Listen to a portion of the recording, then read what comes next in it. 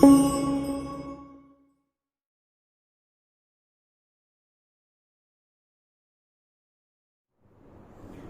Students, आज का जो वीडियो लेक्चर है वो ट्रांसक्रिप्शन के जस्ट बाद हम लोग करने जा रहे हैं जेनेटिक कोड पे।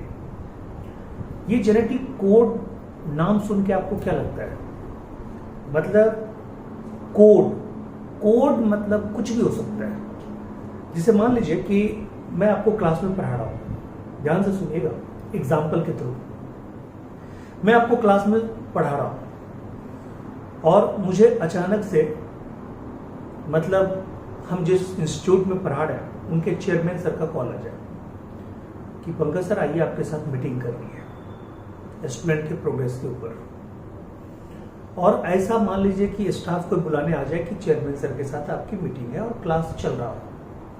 ओके, तो मैं अगर आपको बता के जाऊं कि हाँ मैं आ रहा हूं, 10 मिनट आप वेट करो, ठीक है, बट ये मैं बोल के जाऊं कि देखो 10 मिनट के लिए मैं जा रहा हूं, हो सकता है मीटिंग लंबा चले, तो मैं 1 मिनट के लिए मीटिंग से बाहर निकलूंगा, ठीक है। कोई स्टूडेंट आएगा पूछने के लिए, मैं मीटिंग से बाहर या मीटिंग में ही रहूंगा।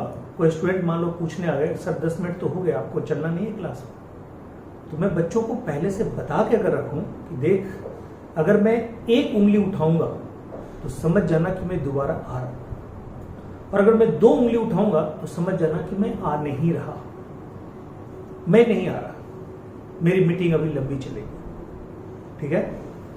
तो इसका मतलब क्या हुआ?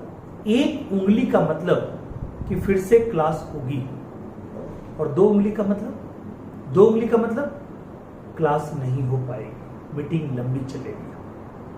तो बताइए, ये कोडोन को तय किसने किया? हम लोगों ने किया।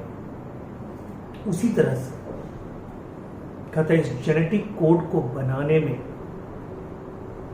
ठीक है, कुछ फिजिसिस्ट भी शामिल थे, कुछ ऑर्गेनिक केमिस्ट भी शामिल थे, कुछ बायोकेमिस्ट भी शामिल थे, कुछ जेनेटिसिस्ट भी शामिल थे।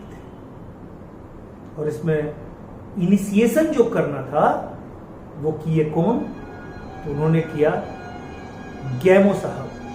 किन्होंने किया? गैमो, जॉर्ज गैमो, ठीक है। जॉर्ज गैमो फिजिसिस्ट थे। मैंने आपको बताया था कि जेनेटिक कोड को बनाने के लिए एक बहुत लंबा संघर्ष करना पड़ा। क्यों ऐसा करना पड़ा? चलिए इस पे आते हैं। कहता है कि अभी तक आपने क्या पढ़ा? अभी तक आपने पढ़ा कि डीएनए से डीएनए बनता था, डीएनए से आरएनए बनता था। डीएनए से डीएनए जब बनता था तो उसको आप क्या बोलते थे? रेप्लिकेशन। डीएनए से आरएनए बनता था तो उसको आप क्या बोलते थे? ट्रांसक्रिप्शन, ठीक है। मींस होता क्या था? चाहे रेप्लिकेशन हो चाहे ट्रांसक्रिप्शन हो, होता क्या था? होता था कि न्यूक्लिक एसिड के एक फॉर्म से न्यूक्लिक एसिड का दूसरा फॉर्म बनता था। न्यूक्लिक एसिड के एक टेम्पलेट से 2 नया न्यूक्लिक एसिड का दूसरा फॉर्म बनता था।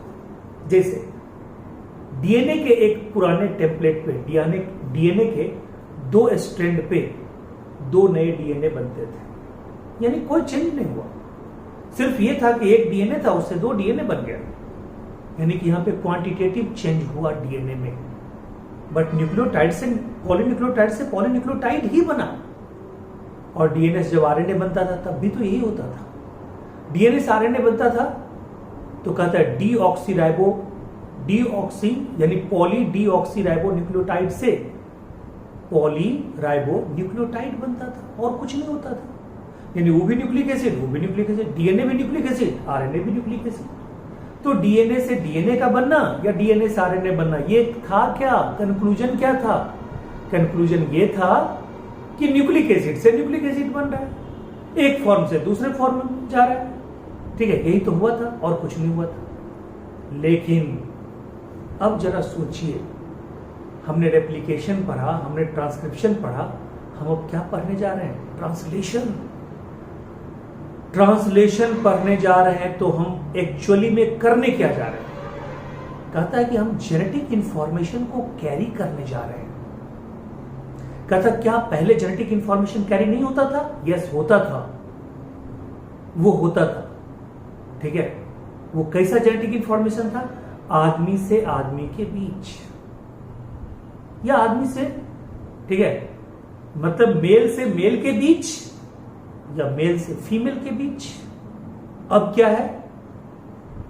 अब है कि मेल से, यानी मेल ह्यूमन से मेल मंकी के बीच, या मेल ह्यूमन से फीमेल मंकी के बीच। अब बताइए, क्या मंकी और फीमेल में 100% सब कुछ सेम है? नो। ठीक है, तो कहता है कि पहले न्यूक्लिक एसिड से न्यूक्लिक एसिड के बीच होता था मैसेज का, यानी कि जेनेटिक इंफॉर्मेशन का ट्रांसफर, चाहे डीएनए डीएनए बीच हो, चाहे डीएनए से आरएनए हो। बट अभी क्या हो रहा है? डीएनए के, यानी कि न्यूक्लियोटाइड के सीक्वेंस के आधार पे, न्यूक्लिक एसिड के आधार पे, न्यूक्लिक एसिड के नेचर के आधार पे, यानी कि न्यूक्लिक एसिड के अंदर में जो इंफॉर्मेशन, जेनेटिक इंफॉर्मेशन काबीज है, जो उसके अंदर कैद है, जो उसके अंदर जेनेटिक इंफॉर्मेशन है, उसके आधार पे हम क्या करने जा रहे हैं? एमिनो एसिड का अरेंजमेंट करने जा रहे हैं और प्रोटीन बनाने जा रहे हैं। सोचिए कितना अलग है। न्यूक्लिक एसिड बिल्कुल अलग, एमिनो एसिड बिल्कुल अलग। ठीक है, यानी न्यूक्लिक एसिड यहां पे डिसाइड करेगा कि एमिनो एसिड कैसा होगा, न्यूक्लिक एसिड का सीक्वेंस डिसाइड करेगा कि एमिनो एसिड का सीक्वेंस कैसा होगा। यानी न्यूक्लिक एसिड यानी डीएनए आरएनए ये तय करेगा, ठीक है, कि एमिनो एसिड किस सीक्वेंस में जुड़ेगा, प्रोटीन कैसा बनेगा, उसका नेचर कैसा होगा। तो बताइए, डीएनए यानी कि न्यूक्लिक एसिड और एमिनो एसिड में कोई कॉम्पैरेटिवली है, मतलब कंपैरिजन है? नो। ठीक है, कोई कॉम्पैरेटिविटी नहीं है, और ना तो इसमें कोई भी एक दूसरे को मैच करता है। ठीक है, कहां डीएनए में कैद जेनेटिक इंफॉर्मेशन और कहां, ठीक है, क्या? तो कहता है एमिनो एसिड का सीक्वेंस। इसीलिए जरूरत पड़ी एक कोडोन को तय करने की। तो कहता है, मतलब ये जहां रेप्लिकेशन ट्रांसक्रिप्शन पढ़ना बहुत इजी टास्क था, जहां डीएनए के स्ट्रक्चर को पढ़ना, डीएनए में न्यूक्लियोटाइड के सीक्वेंस को पढ़ना, उसको जानना एक इजी टास्क था, इंटरेस्टिंग टास्क था, वहीं पे न्यूक्लिक एसिड में न्यूक्लियोटाइड के सीक्वेंस के द्वारा एमिनो एसिड के सीक्वेंस को तय करना, protein banana, successful protein banana, that is a very challenging task. इस टास्क को शॉर्टकट में बदलने के लिए, कोडोन के रूप में कुछ चीजों को तय करने के लिए यहां पे एक ग्रुप ऑफ साइंटिस्ट की जरूरत पड़ी, अलग अलग फील्ड से। हमें कुछ फिजिसिस्ट की भी जरूरत पड़ी, कुछ बायोकेमिस्ट की जरूरत पड़ी, कुछ ऑर्गेनिक केमिस्ट की जरूरत पड़ी, और कुछ कहता है किनकी, जेनेटिसिस्ट की जरूरत पड़ी। उसमें से एक थे जॉर्ज गैमो, GAMOW। उन्होंने कहा कि ये जो एमिनो एसिड है, एमिनो एसिड से प्रोटीन बनेगा, ये हर कोई मानने के लिए तैयार था। उन्होंने कहा कि 4 तरह के बेस होते हैं, एडेनिन, गुआनिन, साइटोसिन और यूरासिल। किसमें? आरएनए में।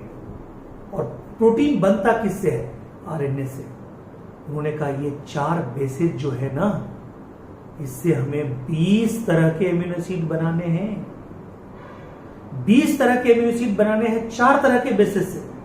इसलिए हमें इनका 3 न्यूक्लियोटाइड लेना पड़ेगा, 3 न्यूक्लियोटाइड सेट लेना पड़ेगा। और परम्यूटेशन एंड कॉम्बिनेशन के लॉ के अकॉर्डिंग, ठीक है, अगर हम 3 न्यूक्लियोटाइड लेते हैं तो कहता है 4 बेस है और 3 न्यूक्लियोटाइड का सीक्वेंस लेते हैं तीन तरीके से लेते हैं, 3 बार लेते हैं, तो ये क्या हो जाएगा मालूम है? 4 इंटू 4 इंटू 4 64, 4 गुना 4 गुना, ये 4 गुना 4 गुना 4, 4 इंटू 4 16 इंटू 4 64, 64 कोडोन होंगे। अगर हम कोडोन को ट्रिपलेट मानते हैं तो, ठीक है, कोडोन को ट्रिपलेट मानते हैं तो, ठीक है, यानी कोडोन को अगर हम ट्रिपलेट मानते हैं और कोडोन, ये बेस की संख्या कितनी है? 4, तो परम्यूटेशन कॉम्बिनेशन के अनुसार क्या होगा? 4 इंटू 4 इंटू 4 इक्वल टू 64। तो ये मसला सुलझ रहा था कि ओहो, हमें 20 एमिनो एसिड के लिए चाहिए था कोडोन, यहां तो 20 से ज्यादा मिल गया, यानी बहुत सारे कोडोन एक एमिनो एसिड को कोड करेंगे, लेकिन हमें 20 से कम नहीं मिलना चाहिए था, 20 हमें ज्यादा मिलना चाहिए था। अगर मान लीजिए 2 न्यूक्लियोटाइड को ही मानते हैं, ठीक है, या मान लीजिए कि चलिए मतलब ये मान लीजिए ना कि अगर कोडोन जो है, ठीक है, यानी कि कोडोन अगर मान लो कि 2 लेटर का हो तो 4 इंटू स्क्वायर कर दीजिए, 4 इंटू 4 कर दीजिए, 16 ही होता, एमिनो एसिड से कम हो जाता, 20 से कम हो जाता, तो क्या वो हर एमिनो एसिड को कोड कर पाता? नो। हमें 20 एमिनो एसिड के लिए 20 कोडोन तो मिनिमम चाहिए था। तो बताइए 4 का अगर स्क्वायर करते हैं, 2 बेस का अगर कोडोन मानते हैं, ठीक है, तो क्या होता? 16 कोडोन ही बन पाता, और 16 कोडोन बनता तो एमिनो एसिड बाकी रह जाता। इसलिए कितना का लिया गया? 3 न्यूक्लियोटाइड का सहारा लिया गया, और 4 बेस थे, तो 4 इंटू 4 इंटू 4 बराबर कितना? 64। क्लियर है पॉइंट? इसके आधार पे 20 तरह के एमिनो एसिड के लिए एक जेनेटिक कोड का चेकर बोर्ड बनाया गया। ये चेकर बोर्ड हम आपको समझाएंगे अभी। बहुत इजी वे में आप बना सकते हैं इस चेकर बोर्ड को, ठीक है, बहुत ही इजी वे में बना सकते हैं, और वो मैं आपको बना के दिखाऊंगा अभी, ठीक है। ध्यान दीजिएगा। अभी आगे कहता है कि जो बात अभी हमने बताया उस बात को थोड़ा सा आप देखिए लैंग्वेज में, और ये जानिए, ये आपको नोट करना है वीडियो देखने के बाद अच्छे से, और मुझे भेजना भी है, ठीक है, मुझे भेजना भी है। तो आप अच्छे से देखिए क्या है बात। कहता है जेनेटिक कोड, ठीक है, रेप्लिकेशन, ट्रांसक्रिप्शन, इन दोनों में क्या होता था? न्यूक्लिक एसिड से न्यूक्लिक एसिड ही बनता था। ये कोई बहुत बड़ा टास्क नहीं था, बिल्कुल इजी टास्क था, ठीक है। या न्यूक्लिक एसिड के 1 फॉर्म से, ठीक है, न्यूक्लिक एसिड का दूसरा फॉर्म बनता था कॉपी होके, चाहे डीएनए से डीएनए बने, चाहे डीएनए से आरएनए बने, दोनों कॉपी ही था। क्लियर है? दोनों कॉपी ही था, ठीक है। चलिए अब कहता है but translation require transfer of genetic information, ठीक है, from polymer of nucleotide, from polymer of nucleotide to synthesize polymer of amino acid. Polymer of amino acid को आप क्या बोलते हैं? प्रोटीन। अब पॉलीमर ऑफ न्यूक्लियोटाइड को क्या बोलते हैं? Nucleic acid. Means nucleic acid से प्रोटीन बनाने की कहानी है ये। और न्यूक्लिक एसिड एकदम अलग चीज है और एमिनो एसिड बिल्कुल अलग चीज है। दोनों में कोई समानता नहीं है, कोई भी समानता नहीं है दोनों में। वो बिल्कुल अलग, ये बिल्कुल अलग, ठीक है, दोनों में कोई समानता नहीं है। ध्यान दीजिएगा, ठीक है। कहता है पॉलीमर ऑफ न्यूक्लियोटाइड, यानी न्यूक्लियोटाइड के सीक्वेंस से एमिनो एसिड के सीक्वेंस को तय करना है। न्यूक्लियोटाइड का सीक्वेंस न्यूक्लिक एसिड में तय करेगा एमिनो एसिड का सीक्वेंस प्रोटीन के अंदर क्या होगा। क्लियर है पॉइंट? अब आइए, कहता है neither does any complementarity between these two form amino acid and nucleotide. इन दोनों में कोई कॉम्प्लीमेंटेरिटी नहीं है, ठीक है, समझ गए? कोई भी मतलब वास्तविक इनकी कोई ये नहीं है, एक दूसरे से मिलने जुलने की कोई बात नहीं है, बिल्कुल अलग स्ट्रक्चर, ठीक है। कहता है not any could be drone theoretically, ना तो थ्योरेटिकली कोई मैचिंग है और ना स्ट्रक्चरली कोई मैचिंग है ठीक है, कोई प्रैक्टिकली मैचिंग नहीं है। क्लियर है? There exist ample evidence though to support for notion that change, ठीक है, in nucleic acids were responsible for change in amino acid protein, कहता है। ठीक है, मतलब ये कितनी बड़ी बात है कि एमिनो एसिड यानी कि न्यूक्लियोटाइड के सीक्वेंस में अगर हम चेंज करेंगे तो एमिनो एसिड का सीक्वेंस चेंज होगा। कितनी आश्चर्यजनक बात है। ठीक है, बट इसको सॉल्व करने का एक चैलेंज मिला। ठीक है, this led to the proposition of a genetic code that could direct the sequence of amino acid during synthesis of protein. Clear a point? If determining the biochemical nature of genetic material and structure of DNA was very exciting, the proposition and deciphering of genetic code is very challenging. जो मैंने कहानी बताई वही कहानी है, सिर्फ मैं उसको रीड करके बता रहा हूं कि आप मतलब उसको समझ सके। जो कहानी मैंने अभी बताई सेम वही चीज है। जॉर्ज गैमो, अच्छा यहां पे क्या है, कहता है कि code is very challenging. Challenging क्यों था? क्योंकि यहां पे किसकी जरूरत थी? कहता है यहां पे फिजिसिस्ट की भी जरूरत थी, फिजिसिस्ट की भी जरूरत थी, यहां पे बायोकेमिस्ट की भी जरूरत थी। ठीक है, यहां पे ऑर्गेनिक केमिस्ट की भी जरूरत थी, ऑर्गेनिक केमिस्ट की भी जरूरत थी, और यहां पे जेनेटिसिस्ट की भी जरूरत थी, जेनेटिसिस्ट की भी जरूरत थी। ठीक है, यहां पे मतलब हर तरह के बंदे की जरूरत थी, हर फील्ड से साइंटिस्ट की जरूरत थी। बायोकेमिस्ट्री का साइंटिस्ट होना चाहिए, ऑर्गेनिक केमिस्ट्री का होना चाहिए, ठीक है, फिर उसके बाद जेनेटिक्स का होना चाहिए और फिजिक्स का भी होना चाहिए, और लास्ट में फिजिक्स वाले काम आए। यहां पे कहता है जॉर्ज गैमो, ठीक है, सिंस, ठीक है, देयर आर ओनली 4 बेसेस, वही बात जो हमने बताया, 4 bases, and if they have to code for 20 amino acid, the code should be made up of 3 nucleotide, thus was a very bold proposition because a permutation combination of, ठीक है, 4 पे power 3 यानी 4 into 4 into 4 would generate 64 codon, generating many more codon than required. Required कितना था? 20. Produce कितना हुआ? 64. Produce कितना हुआ? 64. ये हमारे लिए सफिक्सेंट था। अगर हम 2 न्यूक्लियोटाइड कर लेते तो 4 into 4 पे पावर 2 यानी कि स्क्वायर 2, तो कितना हुआ? 4 into 4 बराबर 16 हो जाता, कम हो जाता। वही बात जो बताया, और कहता है इस पूरे को करने में हमें 2 साइंटिस्ट ने काम किया और एक एंजाइम ने काम किया, और वो एंजाइम किनके नाम पे था? तो कहता ओखोआ के नाम पे, जिन्होंने आर्टिफिशियल आरएनए का खोज किया था। ठीक है, जिन्होंने क्या किया था? आर्टिफिशियल आरएनए का खोज किया था। ठीक है, तो यहां पे देखिए क्या है, कहता एक साइंटिस्ट तो आप जानते हैं, एक साइंटिस्ट तो बड़े मतलब दिल वाले थे, हालांकि उनकी कहानी कभी बताऊंगा आपको बाद में कोई दूसरे वीडियो में जब हम स्ट्रेटजी पढ़ाएंगे। तो एमएस स्वामीनाथन साहब और एच.जी. खुराना साहब की लड़ाई बहुत पुरानी है।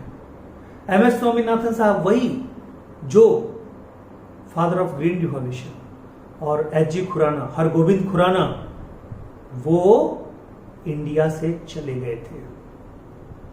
वो जो पोस्ट डिजर्व करते थे ना, उसमें कुछ पोस्ट खुराना साहब को मिल गया, ये स्वामीनाथन साहब को मिल गया, जबकि डिजर्व ये करते थे। ये अमेरिकन रिसर्च सेंटर के अंदर चले गए, वहीं पे जाके सारा कुछ किए।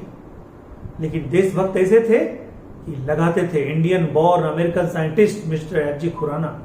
2012 में आके उनकी डेथ हुई है शायद, ठीक है, कंफर्म तो नहीं हो, बट 2012 में डेथ हुई है। ठीक है, इतने दिनों बाद, और इतने इन्होंने काम किए, उन्होंने जेनेटिक कोड को डेसिफर करने का काम किया, और जेनेटिक कोड का जो केमिकल बायोकेमिकल बेसिस है वो बताने वाले यही थे, एच.जी. खुराना साहब। कहता है providing proof codons is triplet was very difficult. Providing proof that codon is triplet was very difficult.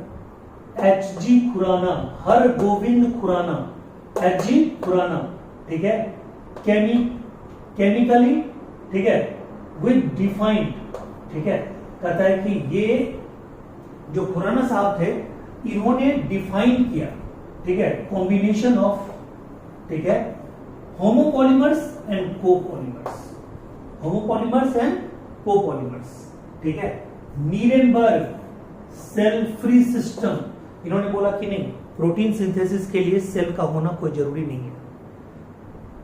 यानी कि यहां पे तीन चीजें आप जानिए। एक तो आप जानिए कि H.G. खुराना साहब ने, ठीक है, केमिकली डिफाइन किया, ठीक है, कि हाँ कोडोन ट्रिपलेट होता है और उसका क्या वैल्यू है। दूसरा, नीरेनबर्ग साहब ने क्या किया, cell free system protein synthesis के लिए दिया।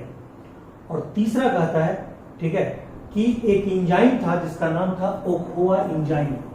ओखोआ एंजाइम किसको कहते हैं, पॉलीन्यूक्लियोटाइड फॉस्फोराइलेज, पॉलीन्यूक्लियोटाइड फॉस्फोराइलेज, ठीक है, वाज आल्सो हेल्पफुल, याद रखिएगा, पॉलीन्यूक्लियोटाइड फॉस्फोराइलेज, ठीक है। ये एंजाइम भी बहुत हेल्पफुल हुआ जेनेटिक कोड को समझने के लिए, कोडोन ट्रिपलेट है इस बात को प्रूफ करने के लिए। तो H.G. खुराना, नीरेनबर्ग और ओखोआ, याद रखिएगा तीन साइंटिस्ट, H.G. खुराना, नीरेनबर्ग और ओखोआ, ठीक है, समझ गए। तो ये चीज याद रखिएगा, ठीक है, क्लियर।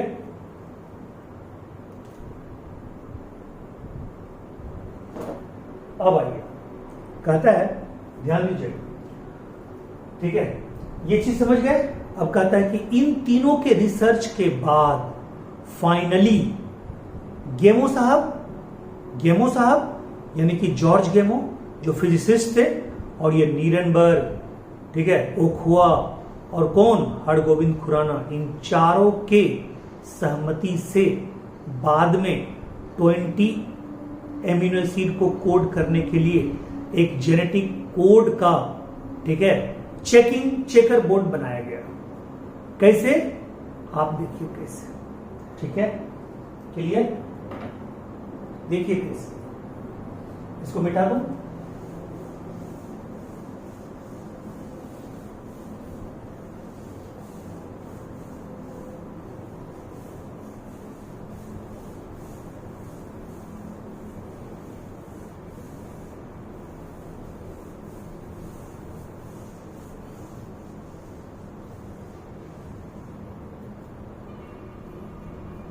देखिए इसमें क्या है, इन्होंने बोला एक सीक्वेंस यहां पे लिया। देखिए पहले तो ये समझिए, U C A G, George गेमो ने क्या बोला था, जॉर्ज गेमो ने बोला था 4 तरह के बेस होते हैं, और किसके बेस को अभी आपको देखना है, आरएनए के बेस को देखना है। तो U C A G, U C A G। फिर दूसरा न्यूक्लियोटाइड सीक्वेंस लीजिए, एक तो ये हो गया न्यूक्लियोटाइड सीक्वेंस, एक ये हो गया U C A G ले लिए, और एक ये हो गया U C A G, ठीक है। फिर U C A G, फिर U C A G, और फिर U C A G, ठीक है, क्लियर है पॉइंट। अब देखिए कैसे कैसे, ये देखिए, ठीक है,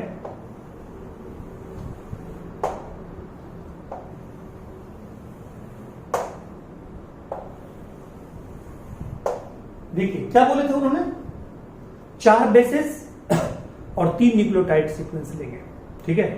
एक न्यूक्लियोटाइड में ये सीक्वेंस लेंगे, एक न्यूक्लियोटाइड के लिए ये लेंगे, और तीसरे न्यूक्लियोटाइड के लिए ये लेंगे, क्लियर, ठीक है।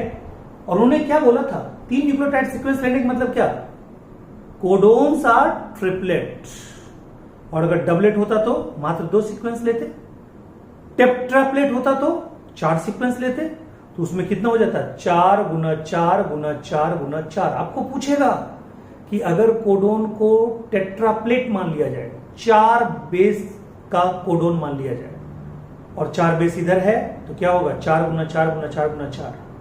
बेस अभी भी 4 ही लिए हैं लेकिन कोडोन को हम ट्रिपलेट माने हैं तो 4 गुना 4 गुना 4 64 होगा रिजल्ट। और अगर 2 ही लेते, कोडोन को हम 2 ही बेस का मानते तो 4 गुना 4 बराबर 16।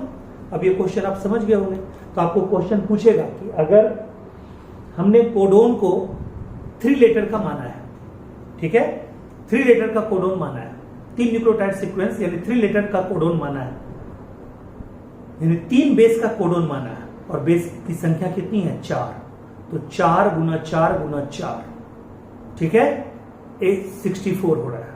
अगर 2 ही बेस का कोडोन मानते तो 4 गुना 4 और 4 बेस का मानते तो 4 गुना 4 गुना 4 गुना 4 256, ठीक है। चलिए देखिए इधर कैसे होगा, ये देखिए, इसको भी आप ये कीजिए,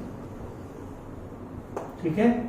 अब देखिए, ठीक, पहला है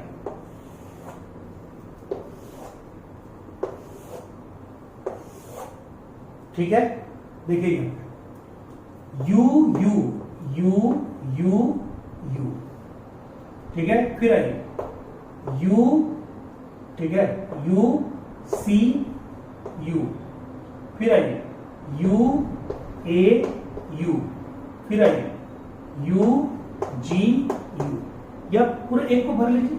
देखिए ये हो गया यू यू। अब क्या होगा दूसरा, ठीक है, थोड़ा सा ही बड़ा हो गया, ये लीजिए,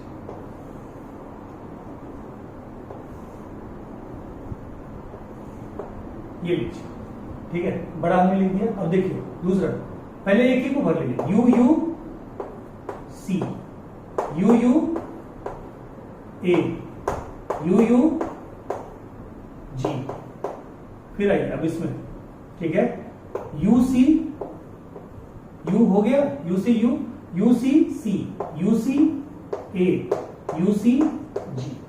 अब आइए यू ए और यू हो ही गया।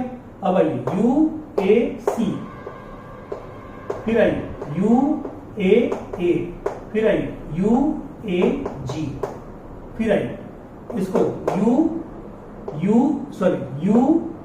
जी यू, ये तो हो ही गया। अब आइए यू जी सी, फिर आइए यू जी ए, समझ रहे हैं ना, यू जी जी, मुझे लग रहा है कि आप समझ गए होंगे, ठीक है, कोई दिक्कत। अब आइए फिर आइए, कहता है इसको भरिए जरा, C U U, C U U, फिर बढ़िए सी यू सी, फिर बढ़िए सी यू ए, फिर बढ़िए सी यू जी। क्लियर है? चलिए अब फिर बढ़िए सी, ठीक है, सी यू, सी सी सी, सी ए, सी जी। क्लियर है? अब इसको और इसको, ठीक है, फिर लीजिए सी A U, C A C, C A ji. Last वाला क्या कीजिएगा, सी जी और सी जी यू, सी जी सी, सी जी ए, सी जी जी। ठीक है, क्लियर है पॉइंट? अब आइए इसका आ जाइए, क्या होगा, ए यू, ठीक है, U A U C, A U A U G. Clear है? फिर आइए ए, ठीक है, यू, सॉरी ए, इसमें सी है ना, ए सी यू, ए सी ए सी जी। फिर आइए ये देखिए, फिर इसका उसके साथ ए का कॉम्बिनेशन बनेगा, ए यू, ए सी, ए जी। ठीक है, फिर उसके बाद ये भी कर सकते हैं ए जी। अब देखिए दूसरा तरीका भी अपना सकते हैं, ए जी, ठीक है, ए जी ए जी, और ये चारों लगा दीजिए यू सी ए जी, जो आपको आसान लगे। 2-3 मेथड से आप कर सकते हैं। फिर ये लीजिए G U G U G U G U G U, और लगा दीजिए यू सी ए जी। ये हमें ज्यादा आसान लग रहा है। फिर ये कीजिए जी सी जी सी जी सी जी सी जी सी, लगा दीजिए you C A ji you C ए जी। फिर यहां पे क्या कीजिएगा जी ए जी ए जी ए जी ए जी ए यू सी ए जी, और लास्ट वाला क्या कीजिएगा जी जी, ये लीजिए जी जी जी जी जी जी जी जी यू सी ए जी। हो गया, ठीक है, क्लियर है पॉइंट। तो अब देखिए,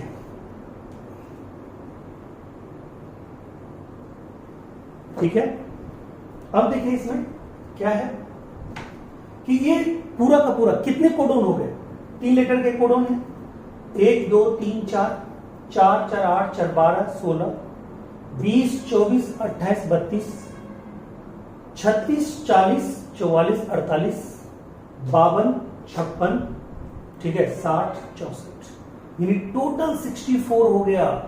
ठीक है, ऐसे भी 1 2 3 4 5 6 7 8 9 10 11 12 13 14 15 16, और 4 से गुना कर दीजिए। 16 इसमें 16 इसमें 16 इसमें 16 इसमें, 64 कोडोन्स हो गया। कितने कोडोन हो गए? 64 कोडोन्स। ठीक है, यानी पूरे के पूरे ये 64 कोडोन आपके आ गए। कितने एमिनो एसिड के लिए? 20 एमिनो एसिड के लिए। ठीक है, अब इस जेनेटिक कोड की आप विशेषता सुनिएगा। यानी ये जेनेटिक कोड का चेकर बोर्ड है। ठीक है, चेकर बोर्ड है। ठीक है, जो, ठीक है, जिसमें इसको बनाने में फिजिसिस्ट भी आए, ठीक है, फिजिसिस्ट भी आए, ठीक है, बायोकेमिस्ट भी आए, ठीक है, ठीक है, ऑर्गेनिक केमिस्ट भी आए, ऑर्गेनिक केमिस्ट भी आए, और कहता है, ठीक है, जेनेटिसिस्ट भी आए। ठीक है, और ये पूरा का पूरा इसका जो बैकग्राउंड बनाया गया था वो किसने बनाया था? जॉर्ज गैमो, जॉर्ज गैमो ने बनाया। ठीक है, क्लियर? अब देखिए इसमें क्या है। कहता जो पहला है यू यू यू, ठीक है, ये यू यू यू, ये है फिनाइल एल्यूमिन। फिनाइल एल्यूमिन को कोड करता है, ये फिनाइल एल्यूमिन को कोड करता है। ठीक है, क्लियर? इसमें से ए यू जी, देखिए कहां पे है? ए यू जी, ये देखिए ए यू जी। ठीक है, ए यू जी को यहां पे बोलते हैं इनिशिएटिंग कोडोन। ठीक है, क्या बोलते हैं यहां पे? Initiating codon. ठीक है, इसको बोलते हैं ए यू जी को initiating codon, initiating codon. A U G का कौन सा कोडोन बोलते हैं? इनिशिएटिंग कोडोन बोलते हैं ए यू जी को, इनिशिएटिंग कोडोन। ध्यान दीजिएगा, इनिशिएटिंग कोडोन, यानी कोई भी प्रोटीन बनेगा पहला एमिनो एसिड यही आएगा, मिथियोनीन। ठीक है, यानी AUG कोड फॉर मिथियोनीन। ठीक है, दैट इज कॉल्ड, इस कोडोन को क्या बोलते हैं? Initiating codon. यानी पहला यही, गणेश भगवान यही है, प्रोटीन के गणेश भगवान जी यही है। ठीक है, कुछ भी होगा, कोई पूजा अपना करें, श्री गणेशाय नमः, श्री गणेशाय नमः, श्री गणेशाय नमः। तो कहता है जेनेटिक प्रोटीन कोई भी बने, पहला एमिनो एसिड कौन आएगा? मिथियोनीन। उसके लिए कोड क्या होगा? ठीक है, उसके लिए कोड यही होगा। ठीक है, AUG कोडोन, कोड ने कोडोन, इनिशिएटिंग कोडोन इसलिए तो बोलते हैं। और कहता है इसमें देखिए 3 कोडोन ऐसा है जो स्टॉप कोडोन होता है। ठीक है, कौन कौन? यू वा, UAA, ठीक है, UAA, UAZ, UAA, UAZ और UGA। अब देखिए UGA कहां पे है, ठीक है, UGA देखिए कहां पे है, ठीक है, याद रखिएगा, वा उज उजा, निकाल लीजिए, वा उज उजा, ठीक है, ये तीनों को बोलते हैं स्टॉप कोडोन, स्टॉप कोडोन। और इनको क्या बोलते हैं, तीनों को क्या बोलते हैं, स्टॉप कोडोन, और क्या बोलते हैं मालूम, ये स्टॉप कोडोन है, ठीक है, और इनको बोलते हैं नॉन कोडोन, ठीक है, यानी कि terminating codon, terminating codon, terminating codon, यानी कि ये तीनों किसी भी प्रोटीन, किसी भी एमिनो एसिड को कोड नहीं करते, never code any amino acid, ठीक है। तो यहां पे बहुत लाख टके का क्वेश्चन पूछता है, जो आपको कंफ्यूजिंग ही होगा। क्या पूछता है मालूम है कि 20 एमिनो एसिड के लिए कितने कोडोन चाहिए। आप चेकर बोर्ड में देखिएगा 64 और लगा दीजिएगा 64, बिल्कुल गलत होगा। आप बोलिएगा 61 एमिनो एसिड। क्या बोलिएगा, 61 एमिनो, ये 61 कोडोन, 61 कोडोन, ठीक है, 61 कोडोन, ठीक है, ये 61 कोडोन, ये 61 कोडोन जो है, ठीक है, कितने के लिए, ध्यान दीजिएगा, 61 कोडोन कितने के लिए, कहता है 20 एमिनो एसिड, 20 एमिनो एसिड के लिए कितने कोडोन है, 61। क्लियर है, अच्छे से नोट कर लीजिएगा, ठीक है। AUG को हम लोग इनिशिएटिंग कोडोन बोलते ही हैं। AUG के एब्सेंस में, जैसे होता है ना प्रिंसिपल के एब्सेंट में वाइस प्रिंसिपल, कैप्टन के एब्सेंट में वाइस कैप्टन, उसी तरह से, ठीक है, कहते हैं अगर AUG एब्सेंट हो कहीं पे तो आप काम चला सकते हैं GUG से, ठीक है, यानी GUG उसके बदले इनिशिएटिंग कोडोन के रूप में आ सकता है। क्लियर है, क्लियर है यहां तक, ठीक है। तो आइए, ये आपका क्लियर हो गया, ठीक। अब हम लोग इसका थोड़ा सा क्या पढ़ने जा रहे हैं मालूम है, जेनेटिक कोडोन के, ये जेनेटिक कोड की विशेषताएं। तो याद कीजिए, पहला मैं इधर बताता हूं, ठीक है, मैं इधर बताने जा रहा हूं। जेनेटिक कोड्स आर, एक एक लाइन का है। जेनेटिक कोड में कोडोन क्या है, codons are triplet, codons are triplet, पहली बात, कोडोन्स आर ट्रिपलेट।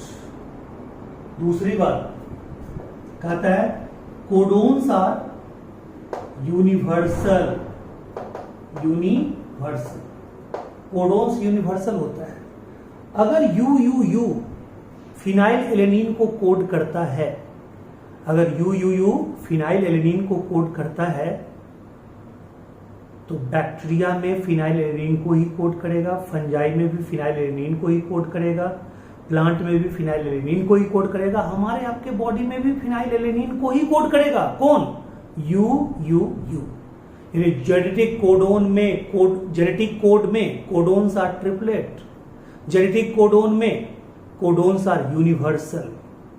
और आपने देखा कि 61 कोडोन मिलके 20 एमिनो एसिड को कोड करता है। मीन्स एक एमिनो एसिड के लिए कई कोडोन है, मीन्स कई कोडोन की वैल्यू सेम है, कई कोडोन की वैल्यू एक ही है, एक ही एमिनो एसिड है, इसलिए इसको बोलते हैं डीजेनरेट।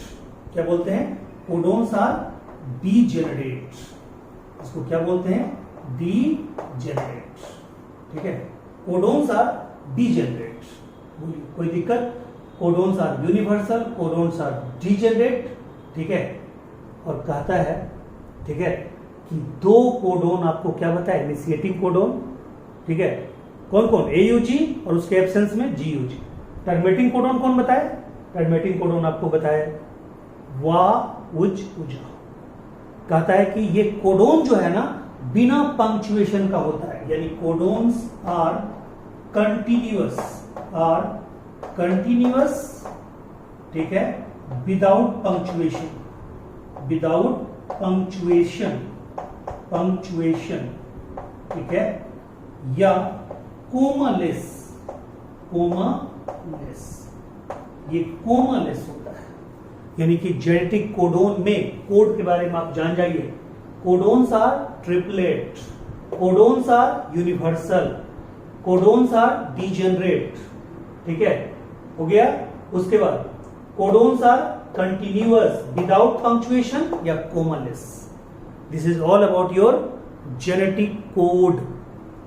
अगले वीडियो में हम पढ़ेंगे जेनेटिक कोड के कोडोन्स और म्यूटेशन का रिलेशन और टीआरएनए के बारे में। तो वेट कीजिए अगले वीडियो का, ठीक है, क्लियर है। हो सकता है वो वीडियो आप पहले भी पढ़ लेंगे तो कोई दिक्कत नहीं है, ठीक है, क्लियर। चलिए वेट करते हैं और देखते हैं। Thank you.